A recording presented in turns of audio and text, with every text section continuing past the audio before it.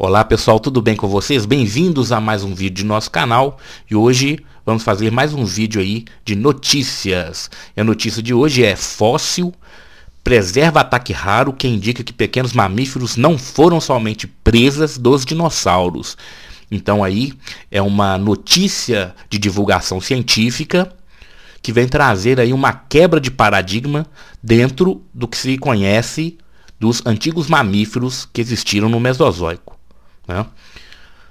Então, estudo de uma equipe de cientistas chineses e canadenses aponta que mamífero carnívoro foi capaz de atacar um dinossauro herbívoro de maior porte. Luta entre as espécies foi preservada por detritos vulcânicos. Então, essa notícia aí é do dia 18/7/2023. Então, ó, mostrando aí o fóssil, né? Esse fóssil ele foi descoberto em 2012. Então, mostra aí claramente um mamífero, né? Aqui a cabeça dele, né? As patas dele aqui. Uma pata, né? A pata dianteira apoiando aqui na mandíbula do dinossauro e a pata traseira apoiando na pata traseira esquerda do dinossauro, né? Como a gente pode ver aqui, ó. E aí é um fóssil muito bem preservado, né? Preservou aí os esqueletos inteiros, né? Já que foi um soterramento rápido, possibilitando então a boa preservação dos fósseis. Então aqui a legenda diz: fóssil mostra o Repenomamus robustus atacando o Psittacosaurus lugiatunensis. Pesquisa foi publicada na Science Reports, revista científica, né? Então vamos lá. Então, uma pesquisa publicada nesta terça-feira, 18/7, na revista científica Science Reports, do grupo Nature, aponta a evidência rara da disputa entre dinossauros e mamíferos no período Mesozoico, ocorrido há cerca de 230 milhões de anos, que seria o início do Cretáceo. Cientistas de uma equipe formada por chineses e canadenses afirmam que um fóssil encontrado na China em 2012 mostra um claro ataque de um pequeno mamífero contra um dinossauro. O fóssil foi descoberto na formação Yixian, na China.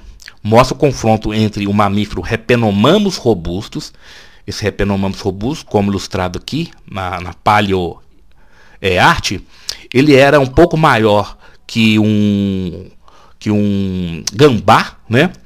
E ele era um dos mamíferos de maior porte que ocorreram durante a era Mesozoica.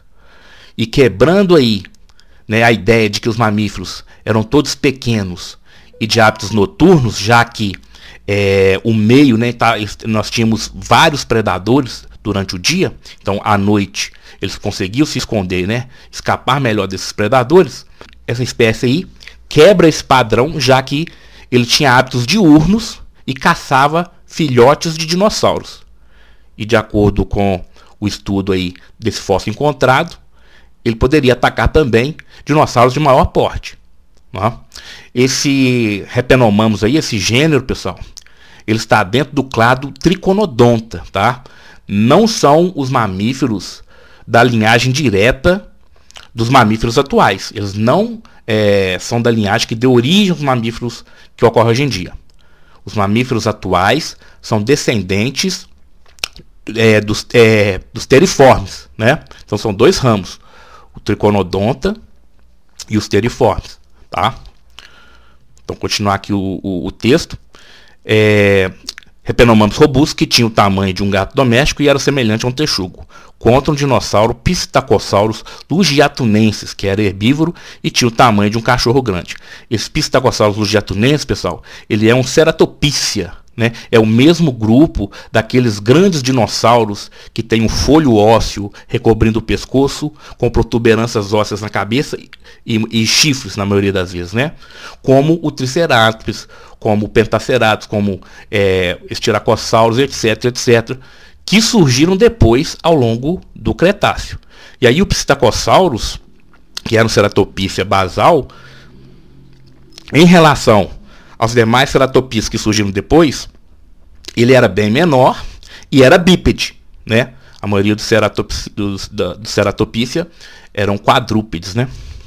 E curioso o seguinte: dá para se fazer até uma inferência bioestratigráfica a partir dos fósseis destes dinossauros. Por quê?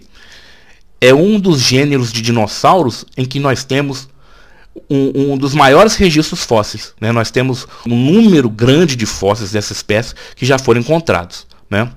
Então, quando você encontra um fóssil de Psittacosaurus, logo você infere que se refere a um determinado tempo geológico, né? Isso é um referencial bioestratigráfico. O que é bioestratigrafia?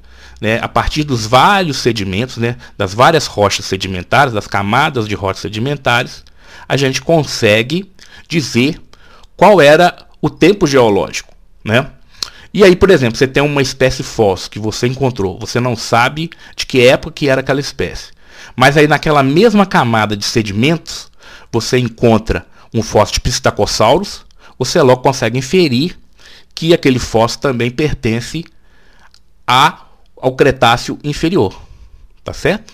Então ele tem essa grande importância aí como referencial bioestratigráfico. Bom, de acordo com o estudo, a análise do achado sugere que o mamífero estava predando um dinossauro maior quando ambos foram repentinamente soterrados por um fluxo de detritos vulcânicos, semelhante a um lahar, avalanche de lodo formado pela fluidificação de materiais vulcânicos saturados de água. Os animais ainda estão travados em um combate mortal, intimamente entrelaçados, e é uma das primeiras evidências que mostra o comportamento predatório real de um mamífero em relação a um dinossauro, explica o Dr. Jordan Mallon, paleontólogo do Museu Canadense de Natureza e coautor do estudo. Os pesquisadores descartaram a possibilidade de um mamífero estar apenas se alimentando de um dinossauro morto. Por exemplo, os ossos do dinossauro não têm marcas de dente, sugerindo que não estava sendo devorado, mas sim predado. O peso das evidências sugere que um ataque ativo estava em curso, diz Mallon. Ainda segundo os pesquisadores, a importância da descoberta vai além das evidências diretas de interação entre as duas espécies. Ela desafia a noção comum de que os mamíferos do Mesozoico viviam apenas à sombra dos dinossauros dominantes. A presença de mamíferos, mesmo em tamanho reduzido, representando uma ameaça para dinossauros quase completamente crescidos, é encarada como uma possível reviravolta na compreensão do ecossistema da época. Bom, pessoal, se nós formos observar o clado ao qual esse Repenomamus pertence, vemos que isso corrobora a diversidade que já se entende do grupo dos Eutriconodonta, né, que está dentro do Triconodonta, que tem vários hábitos, né, várias formas de alimentação. Então, o achado desse Repenomamus aí, né, esse estudo do fóssil aí do Repenomamus, corrobora, né, essa noção de que os triconodontas são um clado bem diversificado de mamíferos. Bom, pessoal, então ficamos por aqui. Eu vou colocar agora para vocês mais algumas explicações sobre as duas espécies, o Psittacosaurus e o Repenomamus, mostrando aí o cladograma com as relações evolutivas, né, as relações filogenéticas e as características de cada espécie. Espero que tenham gostado. Acompanhe o vídeo até o final para conhecer melhor aí as duas espécies. Até a próxima, se Deus quiser. Vamos conhecer agora a classificação e as características do Psittacosaurus lugiatunensis. A espécie estava incluída dentro do grande grupo Marginocephalia, que eram dinossauros ornitísquios herbívoros que possuíam um crânio grosso. Inclui os Paxcephalosaurídeos e os Ceratopsianos. Eram caracterizados por uma gola óssea atrás do crânio, e o grupo surgiu no Jurássico, tornando-se comum no Cretáceo. Dentro de Marginocephalia, a infraordem Ceratopícia, típica do Cretáceo, é constituída por dinossauros herbívoros e quadrúpedes, muitos de grande porte. Ocuparam o que hoje corresponde à Ásia e à América do Norte. E os primeiros eram bípedes, como os Psittacosaurus. O gênero Psittacosaurus é um dos mais ricos em espécies entre os dinos não aviários. Existiram entre 126 e 101 milhões de anos atrás, ou seja, se extinguiram no Cretáceo inferior, que corresponde ao início do Cretáceo. Eram bípedes. Seus fósseis estão entre os mais conhecidos. Centenas de fósseis, entre eles muitos completos, já foram encontrados. O crânio é distinto de outros ornitísquios da época, alto e curto no comprimento. Podia ser quase redondo em algumas espécies. A fenestra anterorbital, típica de arcossauros, foi perdida. Maxilares superiores e inferiores possuem um pronunciado bico que provavelmente era coberto por queratina. O bico era semelhante ao do papagaio, da ordem dos psitacídeos, daí o nome do gênero. Não existiam chifres ou protuberâncias ósseas como os ceratopsianos posteriores do Cretáceo. A partir de impressões de pele preservadas, pôde-se constatar que apresentavam densos aglomerados de pigmentos em diferentes partes do corpo. Apresentavam uma série de cerdas ocas com aproximadamente 16 centímetros abaixo da superfície dorsal da cauda. E agora falaremos especificamente sobre o Psittacosaurus lugiatunensis. Foi nomeado em 2006 e é das espécies mais antigas de Psittacosaurus e também das maiores. Ocorreu há cerca de 123 milhões de anos. O cérebro do Psittacosaurus lugiatunensis é proporcionalmente maior em relação ao corpo quando comparado a outros ceratopsianos que vieram posteriormente. O olfato provavelmente era bem aguçado. Vamos conhecer agora a classificação e as características do Repenomamus robustus. A espécie está incluída dentro de Eutriconodonta, ordem totalmente extinta de mamíferos primitivos do período Jurássico e Cretáceo. Eram tipicamente insetívoros. Eram característicos os dentes molares com 3 cúspides. Provavelmente é um grupo parafilético. O significado de parafilético está na descrição. Características típicas dos mamíferos já estavam presentes, como ossos epipúbicos e diafragma. A ordem era composta por animais de diferentes hábitos, insetívoros, carnívoros, onívoros, arborícolas e etc. Bom, e dentro de Eutriconodonta, nós temos o Gobiconodontidae, família de mamíferos extintos que existiram no Jurássico Médio e Cretáceo Superior.